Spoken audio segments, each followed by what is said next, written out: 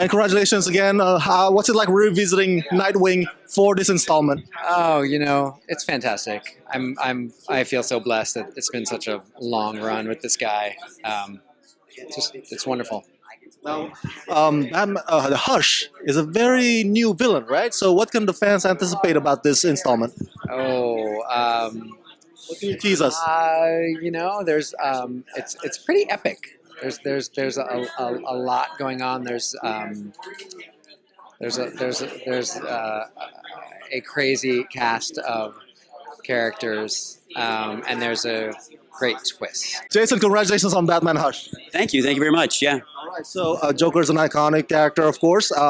So, which Joker we're gonna see there? The psychotic killing joke kind, or maybe the mischievous, devious kind of joke? Or I think actually it's a blend because there is a scene that's super brutal, but it's also fun and there's some lighthearted stuff. So at the beginning, I'm not going to spoil anything, but Joker's caught off guard a little bit by Batman, so it sort of goes from being light to being incredibly brutal. And that's one of the fun things about it is I felt that it was a good balance of both in one shot, which was really incredible to play.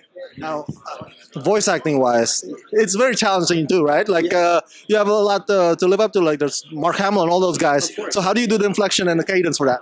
Well, really, I just imagined it's kind of just from my own imagination because you can't really do something that someone else has done. So it can't sound like Mark. It can't sound like Kevin Michael Richardson. It can't sound like anybody who's really done the Joker before. And I just had to put my own spin on it. And one of the great things about Hush was I got to explore the range like I was talking about a second ago. So there's times when Joker's really deep and gravelly, and then there's times when his laugh is like super high pitched. So for me, it's running the gamut of your vocal range and feeling comfortable in every little square inch of it that allows you to explore a character like this.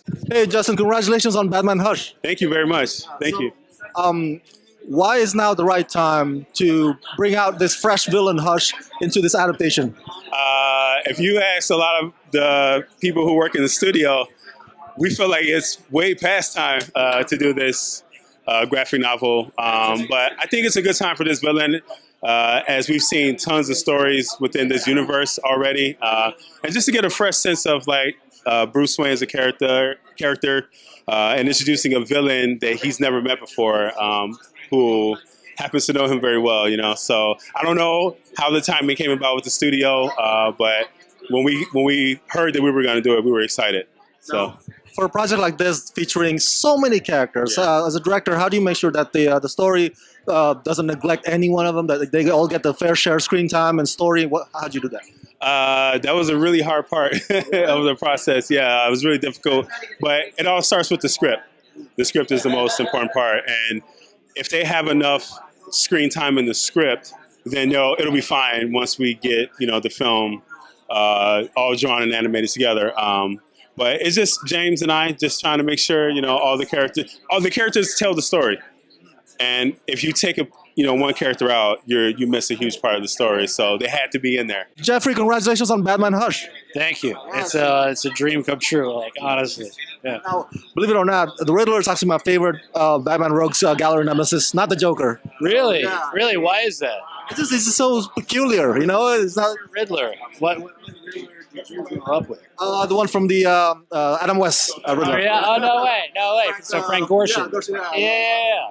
That's awesome. So, from other, what iterations of Riddler did you kind of build upon for your performance? I looked at Gorshin a little bit because he was kind of the first Riddler that I ever saw as well.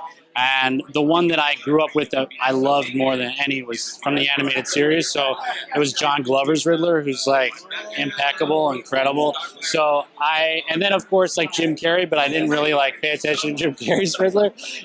Just sort of as he's what an amazing actor, but not what to do kind of thing.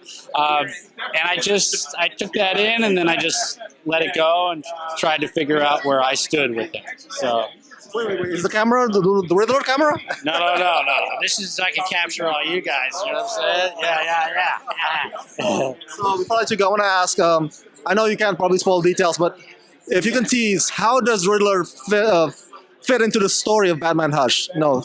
If you're familiar with the the comic run or the graphic novel, you'll know that the Riddler plays a small but very important part of getting all of these members of Batman's rogue gallery to team up and put the utmost pressure on Batman.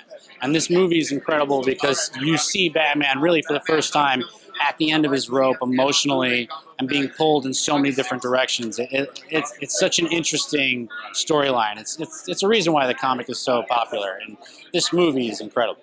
So I can't wait for you guys to see it. Phil, this is the first time we ever met. Yes. Yeah. I'm just real friendly. So let's get right to business. Character design for Batman Hush, taking what's on the pages to the screen like this one. What's the challenges? What's the process?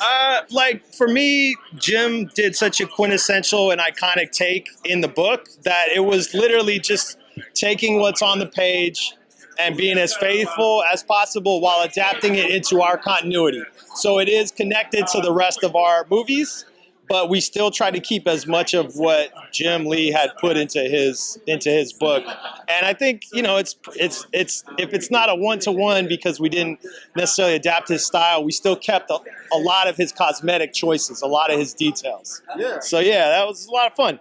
Now, talk about this Hush. This is pretty fresh villain, right? It's pretty new compared to the Rogues Gallery. Talk about like capturing his essence as an artist. As I said, man, I think the design was strong in the book, and that's when it's the easiest. You know what I mean? If sometimes we'll come across a character that we're adapting in a new way and we're writing, and it hasn't been reimagined in a long time. And sometimes those are more difficult. Like I had a real hard time with Brother Blood a few movies ago because, you know, a lot of his looks from the comics were very dated. But I thought, you know, I'm not a huge fan of trench coats, but that said, I still think Jim's design for Hush was pretty cool. And so, again, it was just a matter of kind of almost a one-to-one from what he did on the page. Now, congratulations on Batman Hush. And so I'm not familiar with the comic book, actually, but so what do you think that the fans like me who are not familiar with the comic book can anticipate about this latest installment? I think that's almost a good place to be because you won't have any preconceived ideas about what's supposed to happen. We stick pretty close to the general story, but what we lean into more is the Batman-Catwoman relationship. Rereading the book, that to me was the through line through the comics, and we haven't really seen a Batman romance in animation on film since Mask of the Phantasm, and so I thought it was time to do something that kind of played in or commented about his relationship. And Catwoman and Batman have always had a relationship that's been fraught with tension and sexual tension and tension for her wanting to make him come to her side of the law and him wanting to reform her. And so there's that tension throughout the movie, complicating things with the mystery of who Hush is and why he's doing what he's doing to wreck Batman's life. So, before I let you go, I want to ask, stellar voice cast, Maury, Jennifer Morrison. Could you talk a bit about how running this it's excellent talented people? I owe it all to Wes Gleason. He voice cast and directed the movie, and his choices are always spot on. And so pretty much all his suggestions happened in this one. We already have a great Batman and Jason O'Mara. We have Sean Marr as Nightwing. We introduced Batgirl in this. We introduced her in Bad Blood, but this will be her official premiere in these movies. And so, the thing about doing it in continuity is you already have a good actor playing one role. You don't have to recast it every time, because recasting Batman over and over and over again can get crazy. So I'm so glad we were doing this as a continuity. I'm so glad Jason was our Batman. And I think, going, Rebecca Romaine as Lois Lane, Jerry O'Connell as Superman. I mean, we have a dynamite reoccurring cast. Rainn Wilson as Lex Luthor. I mean, and having those familiar faces come back, having been in Death of Superman and earlier movies, it just makes the movie, if you've been watching all the movies up till now, it just makes it a richer experience. I do, sir. Congratulations on Batman Hush. Thank you. Thanks. Yes. Totally awesome. Now you're the voice of Thomas Elliot and Hush, and this is like a fresh villain, at least to many of us Batman fans. So what's it like taking on this character?